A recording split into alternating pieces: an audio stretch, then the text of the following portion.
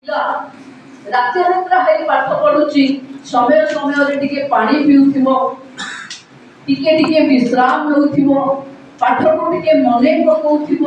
ପାଠ ଯାହା ମନରେ ଅଛି ଯଦି ତାହା କଲମରେ ଲେଖି ହେଲାନି, ଭାବି ନେବା କଥା ଏଇଟା କଲମର ଦୋଷ। ତାର ଅର୍ଥ ଚିନ୍ତା ବେଶୀ କରିବନି, ଭାବିବ ଆଗକୁ ଗୋଟେ ଭଲ କଲମ ଆଣିକି ଆସିବି, ଆର ପରୀକ୍ଷାରେ ଆଠୁ ଭଲ କରିବି। ଇଏ ଇମ୍ପ୍ରେସନ ବନ୍ଧୁମାନେ, ଆମ ଭାରତ ବର୍ଷ ହଉଛି ଗୋଟେ ଯୁବ ଭାରତ। 65% ଯୁବକଙ୍କର ଦେଶ ଇଏ। ତେଣୁ ଅମୃତ କାଳରେ ଯୁବକ ମାନଙ୍କ ହାତରେ ହିଁ ଦେଶକୁ ଆଗକୁ ବଢିବାର ଅନେକ ସୁଯୋଗ ଆମ ପାଖକୁ ଆସିବ। ଅମୃତ କାଳ 100 ବର୍ଷ ପୂରିବ, ଭାରତ ବର୍ଷକୁ ସ୍ୱାଧୀନତା ହବାର, ଓଡ଼ିଶାକୁ ବି ଭାଷା ଭିତ୍ତିକ ରାଜ୍ୟ ହବାର 100 ବର୍ଷ ପୂରିବ।